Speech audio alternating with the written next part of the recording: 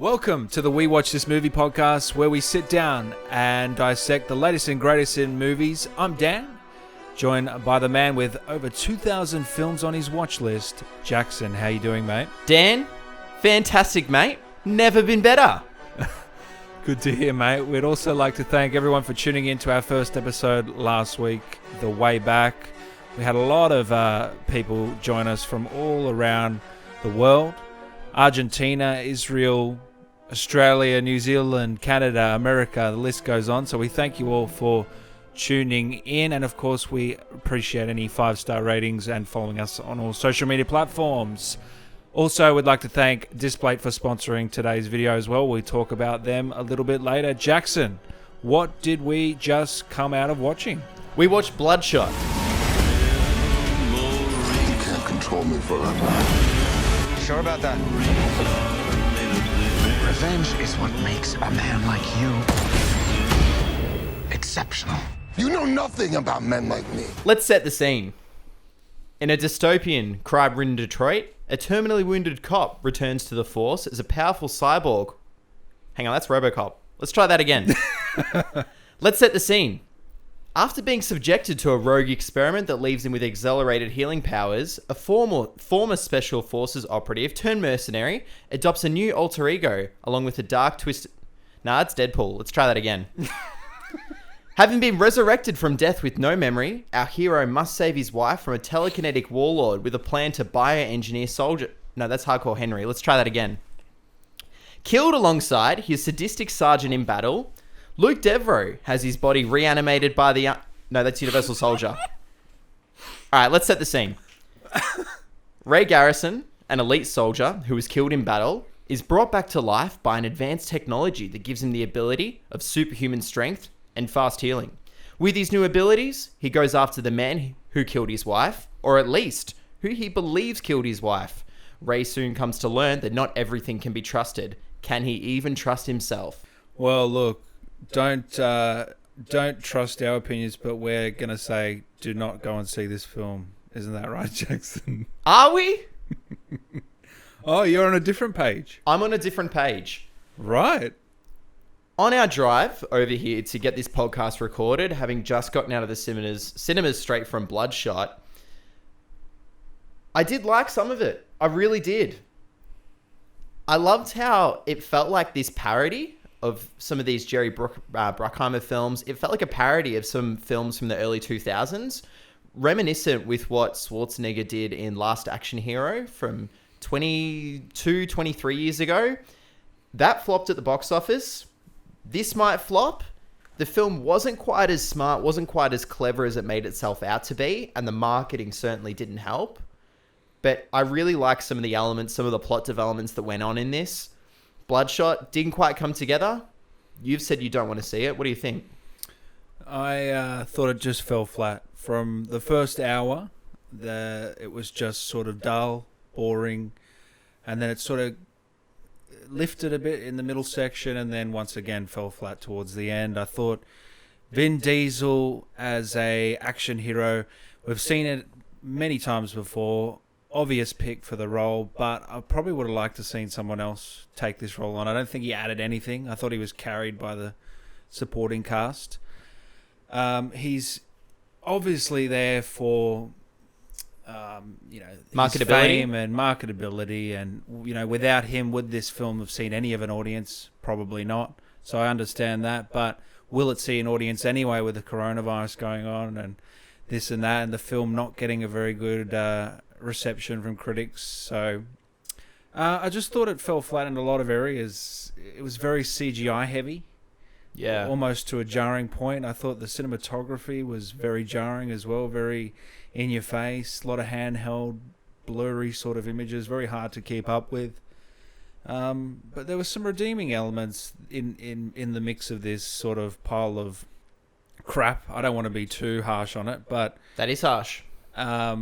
There was some redeeming factors where, okay, this could have come together to create something, but overall, I couldn't recommend this to many people. I thought it was all over the shop. I thought, I said to you earlier, what did they have on Guy Pearce? Why was he in this film? Is he struggling? Is he struggling for the cash? Because this isn't a role he would usually take, I don't think. And yeah, I don't know, mate. I wasn't expecting much.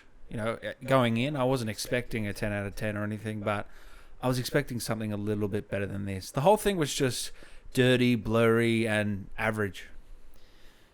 I'm going to agree with you mostly there, Dan. In a more experienced director's hands, there could have been a much stronger film here. Correct, I agree. Despite being an action blockbuster, the action, it's got to be the weakest points of the film. You mentioned it's very CGI heavy. I've got to agree, but when we had some of those slower moments and a lot of those wide shots during the action, one fight scene with our female lead sticks out as probably the best action in the movie. That's where I felt we could have gone down that route. We could have had something come together. And there's a lot of themes that there's certainly, it sounds like they're in the screenplay, that they want to throw out ideas, really vague, broad ideas. Particularly Guy Pearce has some clear motivations, I guess, but it's too chaotic. It needed to be more well-rounded. Tell me the motivations of the henchman, Dalton. I mean, he was one of the most generic villains I think I've ever seen put to a screen.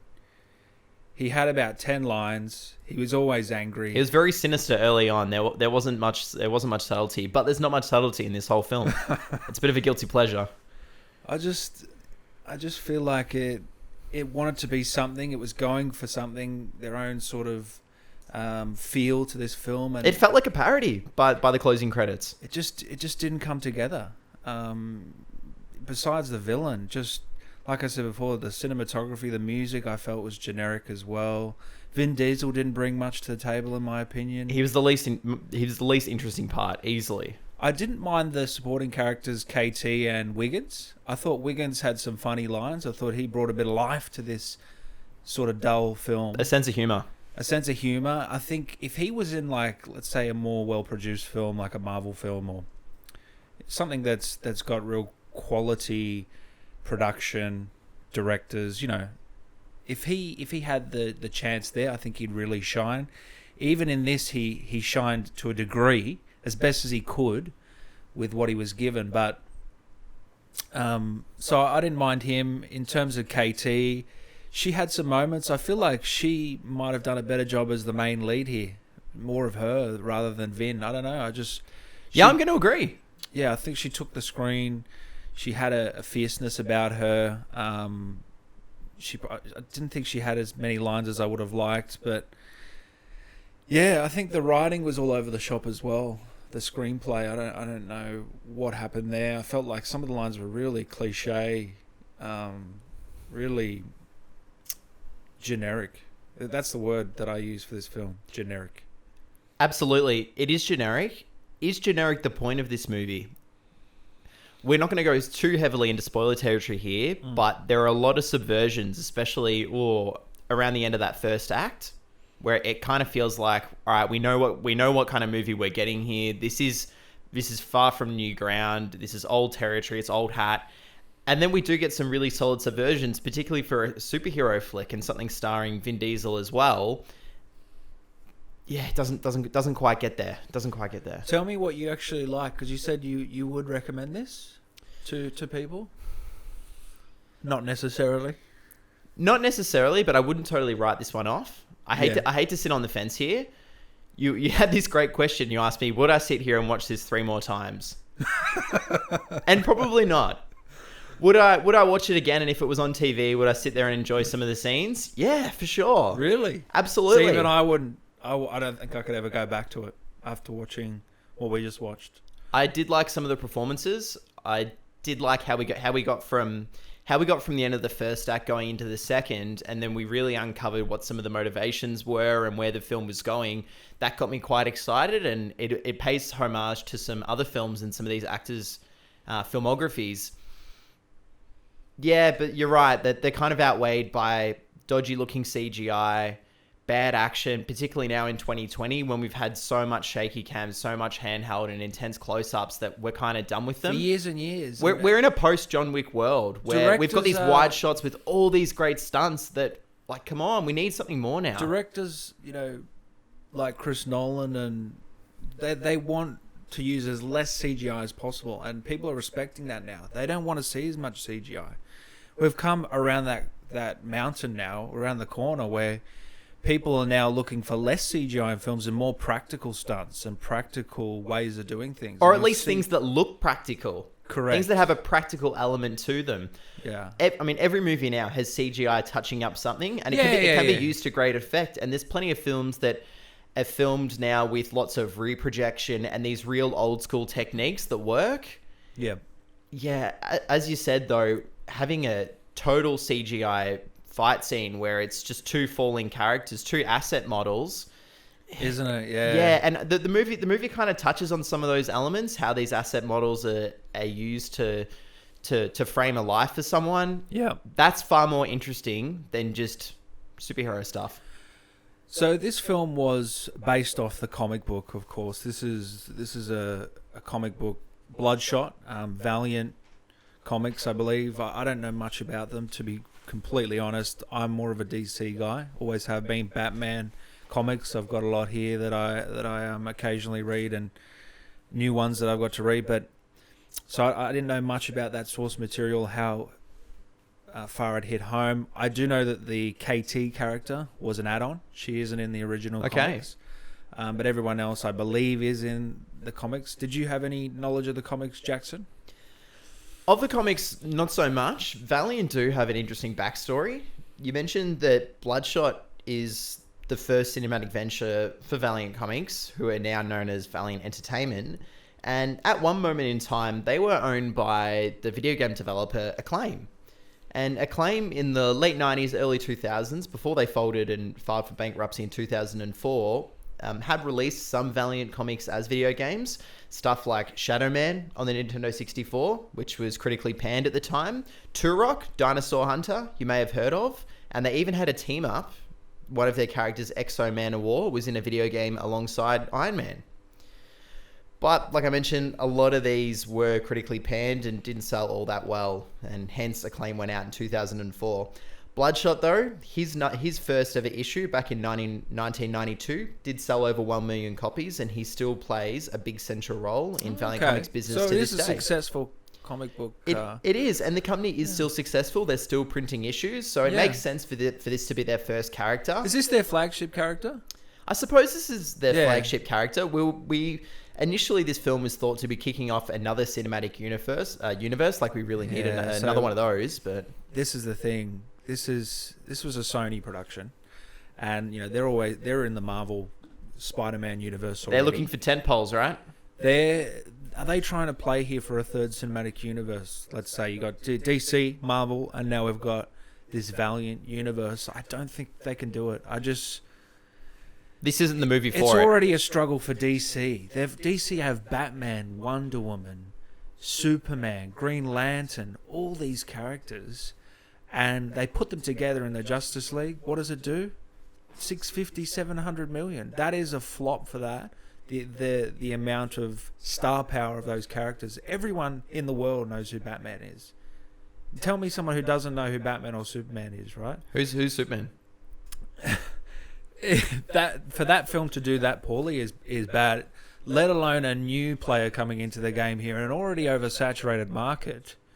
It's going to be a real struggle. And like I said, with the coronavirus issue, with the bad reception, with this director not being well known, Vin Diesel's star power these days without a Fast and the Furious in the title is questionable as well. All this coming to a fold, I don't have a bright future for Valiant, unfortunately, and Bloodshot.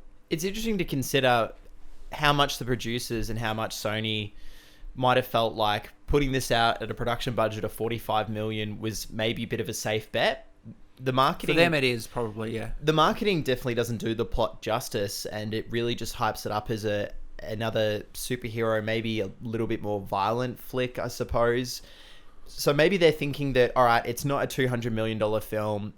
If it finds its audience, if it's got niche comic book fans who would be interested to go see the character adapted and other people, sure. Has it come out at the wrong time? Absolutely. This is backed by a Chinese production company along quite a few others, and clearly they're going to be struggling to find an audience over there.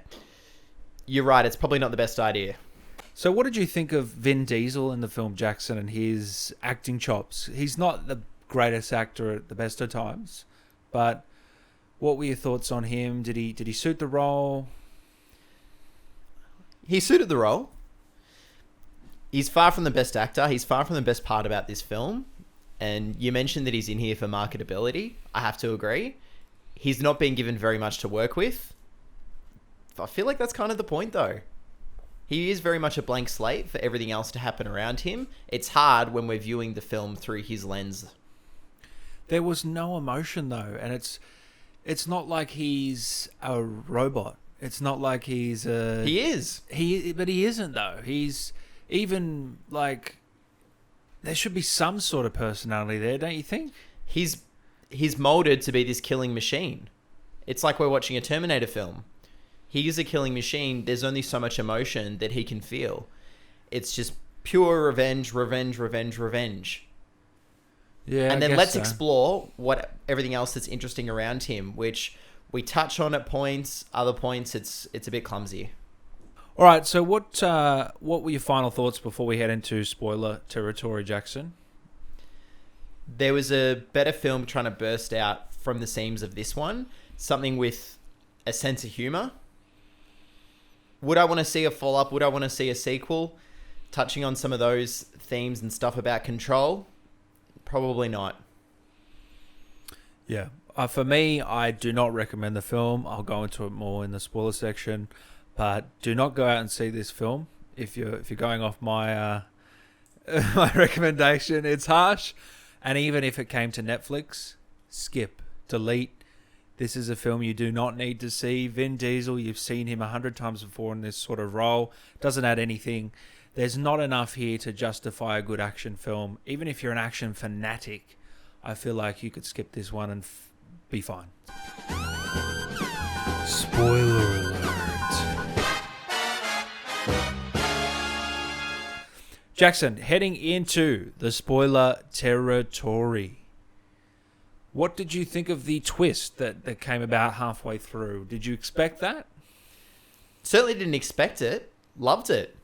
We had perfect casting with Guy Pearce as the villain, having played a pretty much an identical role to Vin Diesel in Memento. So when that twist happened, we were in the cinema together. You looked at me and I was super excited, thinking, all right, where are we going to head with this project? Unfortunately, we didn't head anywhere too exciting. As soon as that twist, we had a bit of a light in our eyes. We're like, okay, this might come around now. And then it just felt like it was at this sort of high, well, not even a high, but it was up there, and then the graph just went down and down until the end. It got too complicated and it got too muddy. We wanted to know more. Clunky.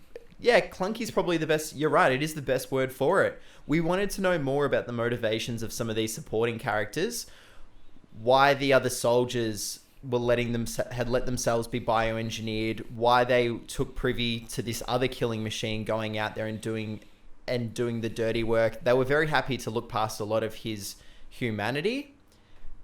And then on the other hand, why did this organization want to kill these people? What dirt did they have on them? Did they have the dirt on Guy Pearce?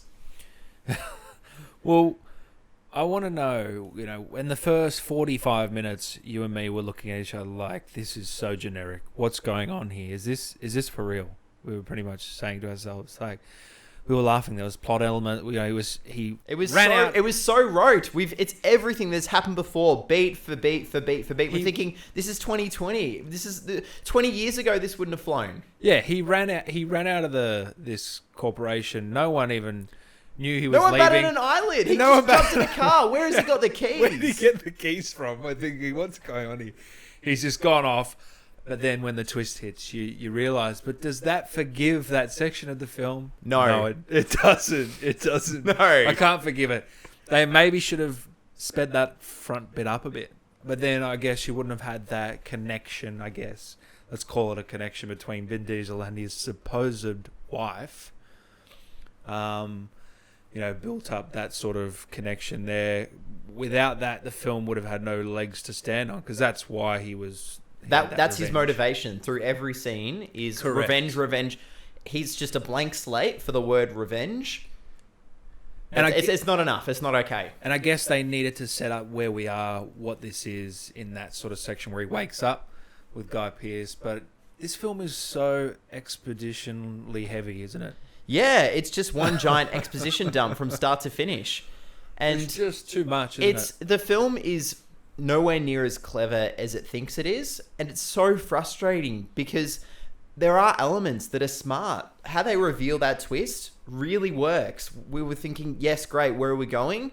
And then it just squanders it. And probably the action is the biggest thing that holds it back. It's nothing new, and it's not all that exciting. You can criticize Marvel films for looking and feeling the same and having very similar action sequences. This is nowhere near up to par of that. Is it a fault of the director? Is it a fault of the writing? Is it a fault of the cinematography during these action sequences? It's kind of everything. It's not strong enough. Let's go back to that villain as well, the henchman, not Guy Which one? Pearce. No, not Guy Pearce. There was plenty of villains. Not Guy Pearce, the guy that from Outlander. Dalton. Dalton, I forgot the actor's name, but I like the guy. I like him in Outlander. I respect him. He's a nice enough guy. He's committed. In this film, he was atrocious, I believe. I think he was so generic. And it's not all his fault, I don't think. It's a lot of it's to do with the writing and the director, but he had these robotic legs from an accident or whatever it was, and okay, you've got something there to build on. This guy's got robotic legs. What can he do with them? He's enhanced.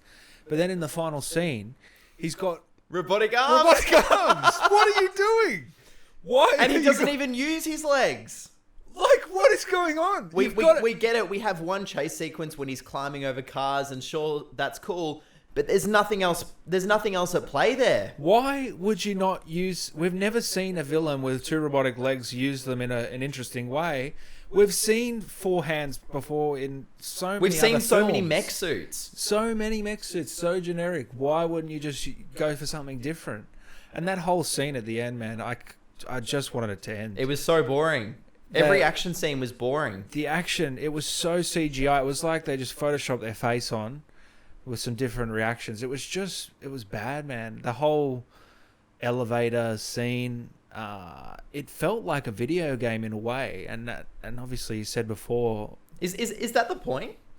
Maybe they were going for that sort of feel. I felt like this would have been a better video game. Absolutely. Our director comes from a video game background, and they've got direct references to gaming and coding. They're talking about asset management and loading up this world, loading up this memory for our protagonist, where they're replicating the face of his next assassination target.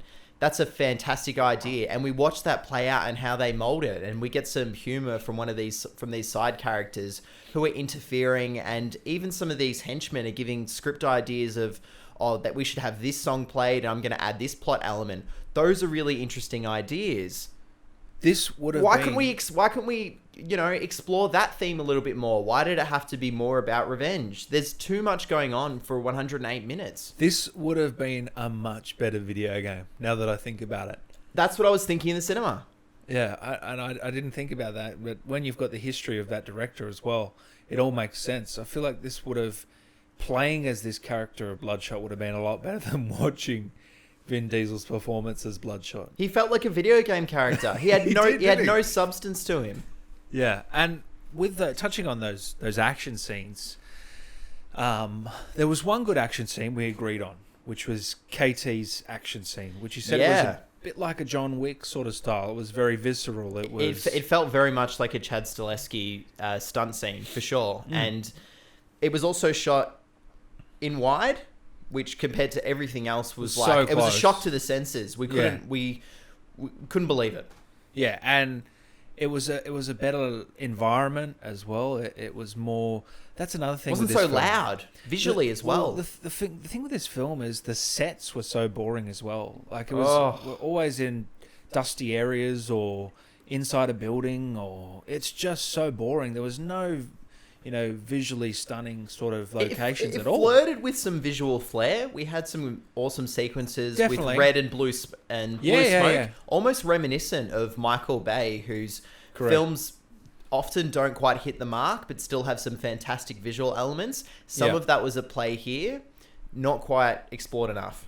No, and there was one scene that was quite visually stunning, and it was all CGI. It was the scene where Guy Pearce was talking to Vin Diesel's character. Do you remember that scene where and everything was building around them? I thought Yes, that was absolutely. Really cool. It was like something out of, what is it, Inception?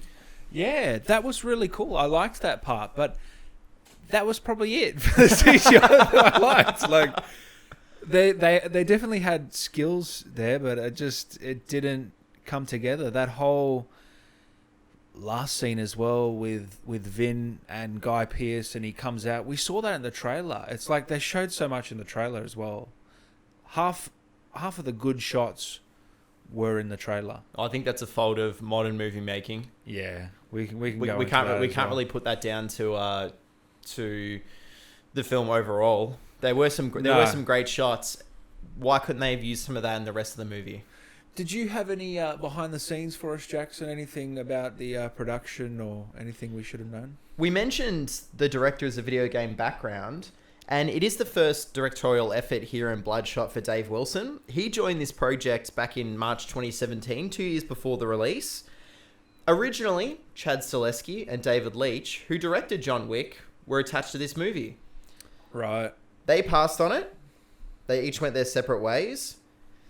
Dave Wilson's biggest credits before directing this were working and leading cinematic trailers for many video games as a part of Blur Studios. You might recognize some of his work from Mass Effect 2, BioShock Infinite, as well as The Elder Scrolls Online. It's interesting, looking into Blur Studios, they were founded in 1995 by Tim Miller.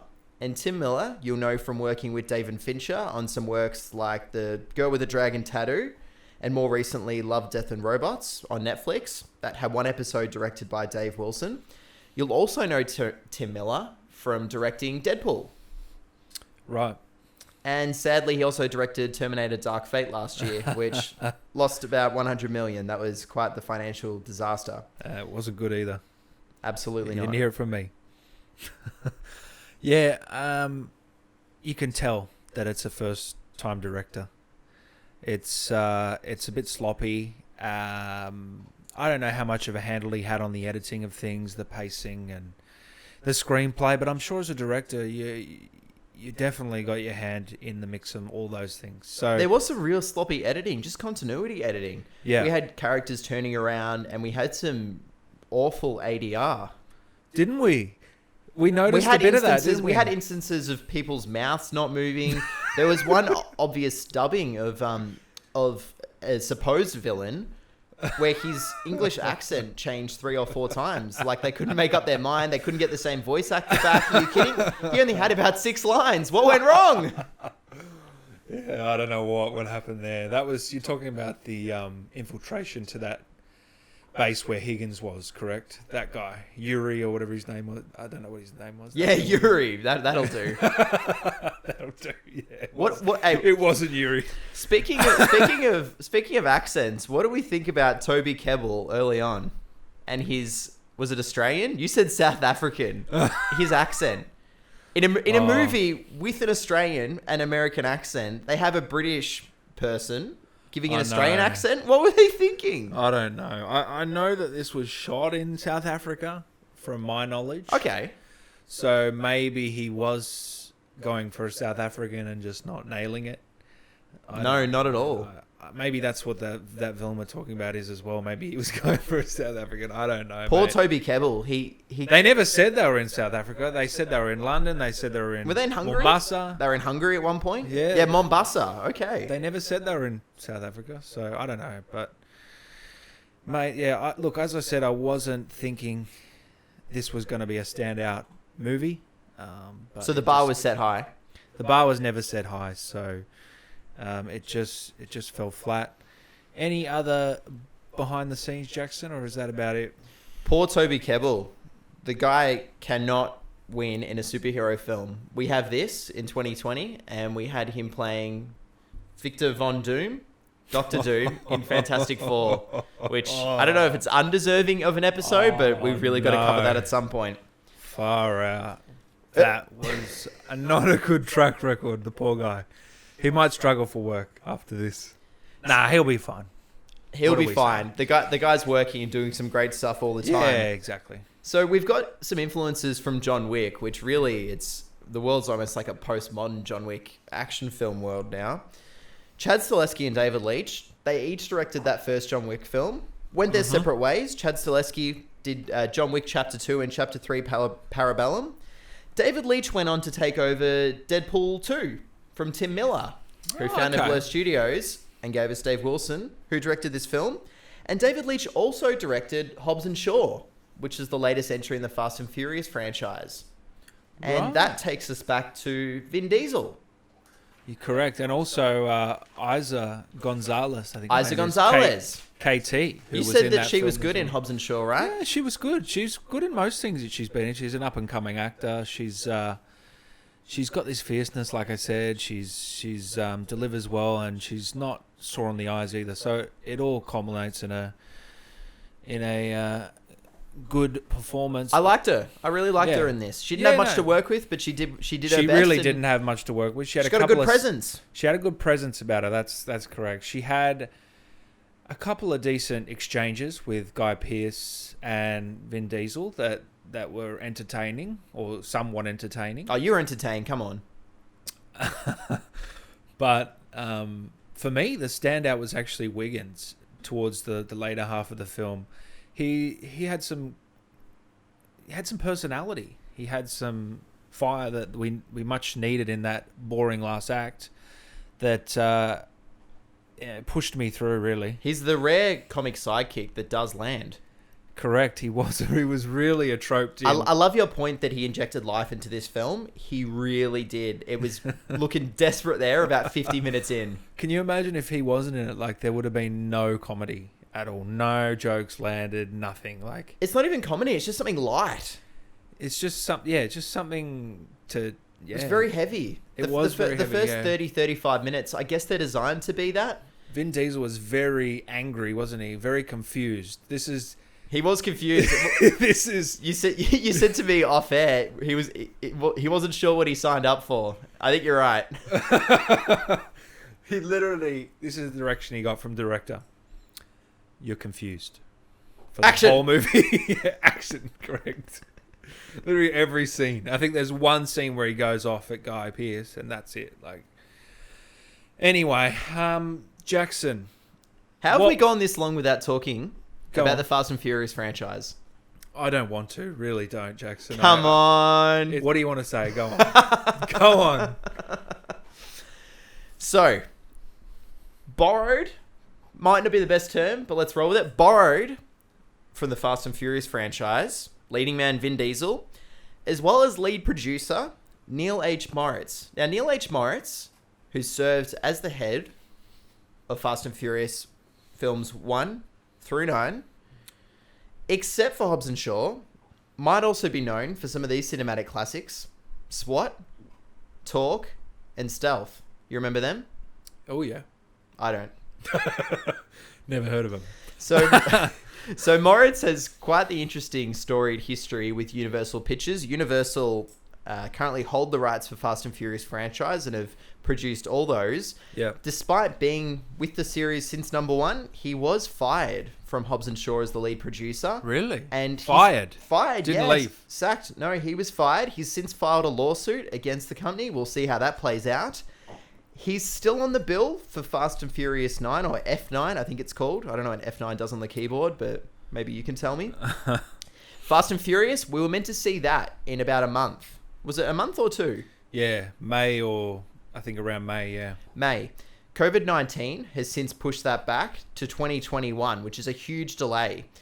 Could this movie kind of be a shot from Sony at trying to beat Fast and Furious to the punch by having a Vin Diesel film produced by Neil H. Moritz in the cinemas first? Is this kind of a distraction, or is it another way of building up anticipation? I think it just came together. I think you might be reading into it too much. They were probably, if anything, trying to ride off the coattails of the hype for Fast, releasing it like a month before. I love it.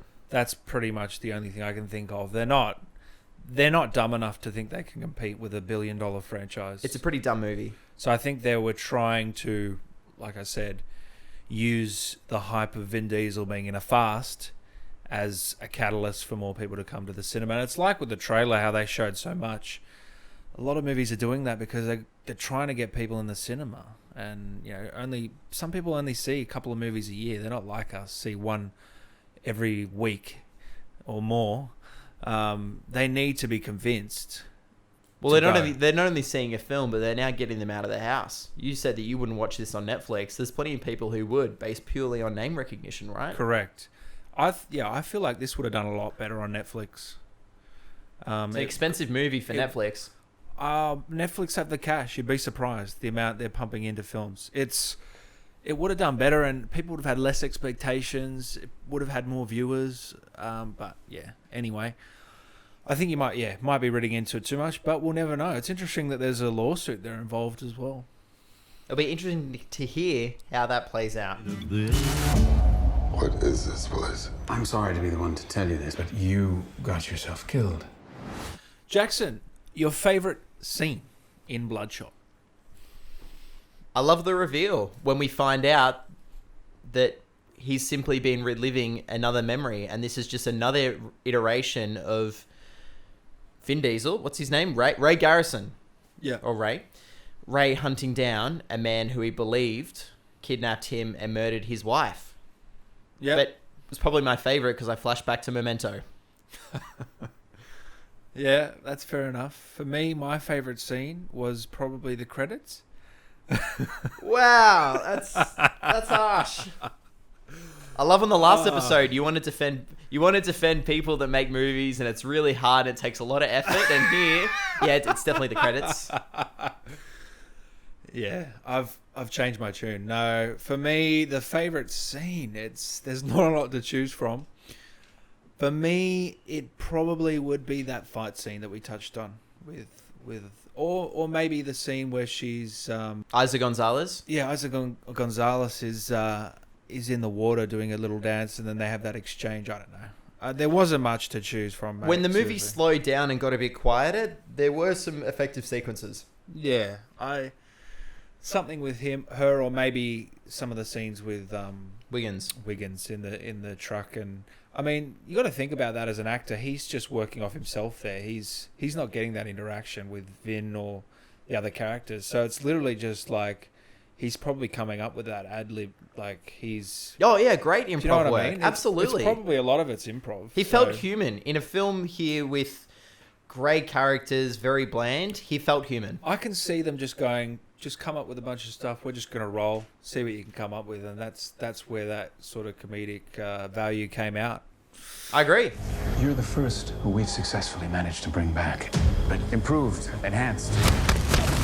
With the technology in your veins, you have an army inside you that will not only make you stronger, it will heal you instantly. Jackson replacing Vin Diesel and let's say KT. So let's replace Ray Garrison and KT. Who are we replacing them with? This is the segment where we replace the two main leads with other actors, just to spice things up to see if we could make a better film or worse. Who would you pick? Jason Statham and The Rock. I think that's been done, mate. I think that might have been done before. I probably would go with, for replacing Vin Diesel, you need someone with a presence on screen. You need someone with a brooding sort of physique. We need someone the audiences can connect with, someone they know. Honestly, The Rock or Jason Statham would make sense as well, but we'd have the same problems. We'd have the same acting problems. They'd be too stale. As the two main leads, female and male, you mean? No, just either one of them as Vin. Like, what about going really left field? Okay. He has to put on about 30, 40 pounds. Jake Gyllenhaal. I love it. It's very left field. Didn't we see that in Source Code? Did we? Remember that one? No, I don't really remember that. Jake very Gyllenhaal well. wakes up on a train. He's got to find out who bombs the train. Oh, yeah. Yeah, right? So that's I do Groundhog Day remember on a that. train, and this is Groundhog Day with Vin Diesel. Yeah, okay. Yeah, I just feel like he's got the acting chops as well to pull something like that off, and maybe... He has got that brooding presence about him. If we Yeah. flash back to Nightcrawler, Prisoners, or Enemy, you could definitely see him hunting you down and saying, you killed my wife. It's a weird pick, I understand. I like it. For the female, I might go with Charlize Theron. I like it. We've seen her in similar roles, Atomic Blonde, this fierce sort of woman with some combat skills. Fury Road. Fury Road, so I think she could pull it off. Would she take this role being a supporting actor? Probably not. But this is a fantasy world, and I think Jake Gyllenhaal and Charlize Theron in Bloodshot, it sounds very like a very interesting movie now. Sounds like doesn't a better movie. I think, So isn't maybe is that the point of the should segment? I It be- is. You hit the nail on the Should head. I be a casting director? Yes. Thank you. Where are you going? I've got unfinished business. I'm gonna find the man who murdered my wife and kill him. Box office predictions for this film. We'll come back to it in a couple of weeks to see how we fared. What is your total box office prediction for this film? Well, on a 45 million budget, what do you think it's going to get back worldwide? We've got to mention this caveat. We are in the midst of a global pandemic. At Correct. At the cinemas, it was us and three other people at an extreme screening. It was an extreme screening. You and me in the middle back row. There was a couple to the right of us, and as I went to the toilet, there was a guy dead set asleep with his phone on. Or he was on his phone or he was asleep. One of the two. It wasn't a packed cinema, was it? This is getting 50 million worldwide. 50 million. On a production budget of 45, 50 million. That is a bomb. Marketing isn't doing this thing any favors. Vin Diesel in a superhero film. You could go back and watch Pitch Black. You could watch The Pacifier and have a better time. 45 to 50, there's not much great word of mouth. I'm going to go a little bit high. I'm going to say 75. Now, I would agree with you on the 50, but because of the coronavirus, it might play into this the favor of this film. I know that sounds weird, but It's got an empty playing field. Empty playing field. Milan, Quiet Place, they're all gone. There's no competition for the next few weeks. Will they go out and see this film? If they don't listen to this review, yeah, they will. So, because everyone knows Vin Diesel is a nice enough guy. It's an action. A lot of guys will go and see it. It's a comic book movie as well. We hope they don't. Where I strongly disagree. I strongly don't recommend it, but I'm going to say 75. So we'll come back in a few weeks, Jackson, and see, and then we'll keep a tally of who's winning. But just so you know, I used to be in a, this is nerdy, okay? I was in a fantasy Great, I movie can't wait to league. hear this. A fantasy movie league, okay? Where everyone predicts the box office for films. I was once 14th in the world, Jackson, okay? So you're up. Just wake me up when you're done. Okay. Final thoughts, Jackson. Final ratings, final thoughts on Bloodshot. 4 out of 10, techno babble dumps. 4 out of 10 techno babble dumps. Jackson, you said you would recommend this film at the start of the podcast. You didn't look like you were giving it a 4. I wanted to sit on the fence. Have I convinced you? As we've spoken about it more, while I love some of the themes it briefly touches on and flirts with exploring, there's not enough substance here, and the style doesn't do it. This could be a bit of a guilty pleasure, and we might revisit it sometime in the future if I can drag you for 108 minutes to sit down and watch it, and we may enjoy it more. 4 out of 10 techno babble dumps. I'm going to agree. I'm going to give this a 4 out of 10. I thought it was very below average. I thought it missed the mark on pretty much every facet. Besides some, like I said, those supporting characters were decent enough, but everything else sort of seemed to drag. There was some redeeming factors here and there, but overall I can't recommend the film, Jackson. So it's a 4 from me and a 4 from you.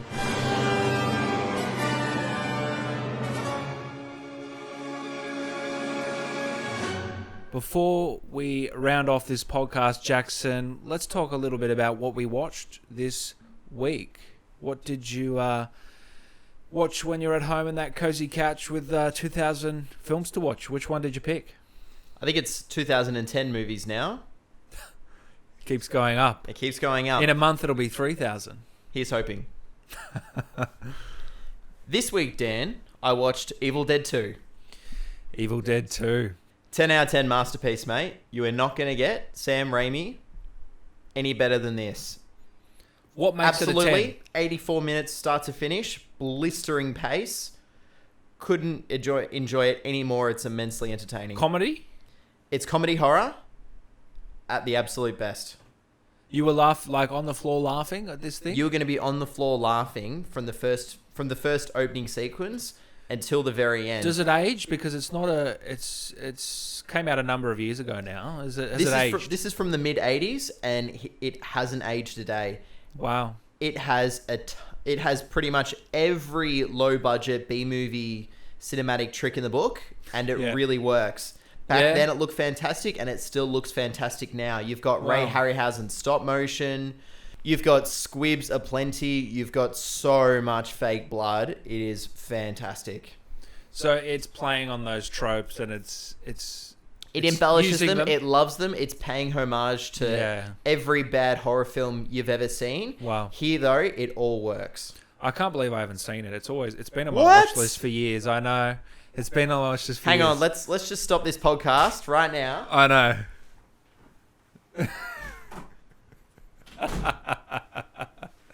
That's Jackson walking out of the door.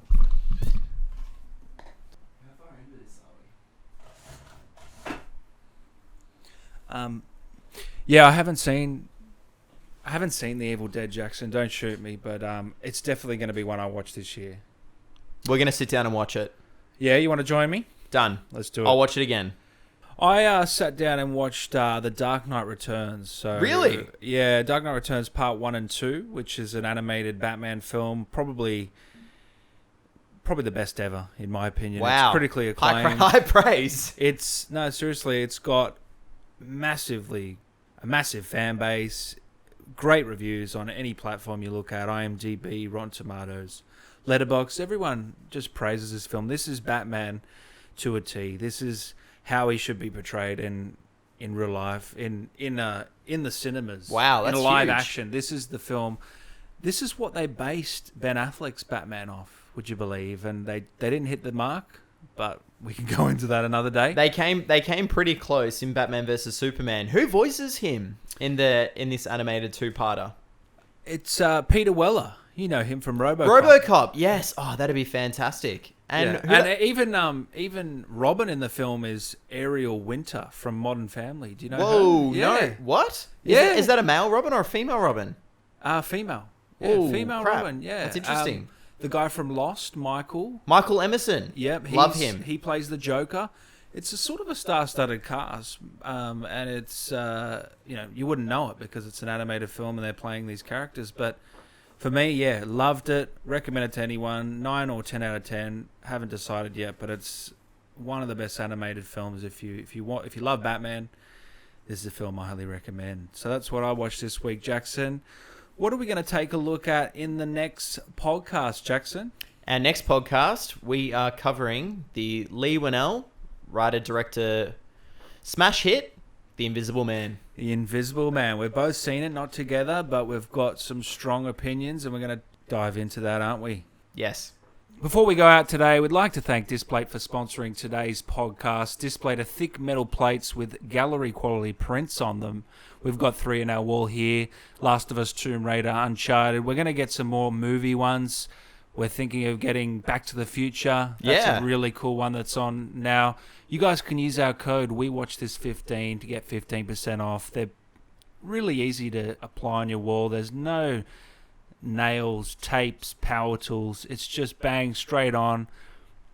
Ease of use is perfect, and they look good too, don't they, Jackson? They look really good. At home, I've got Pitch Black, The Chronicles of Riddick, and The Pacifier.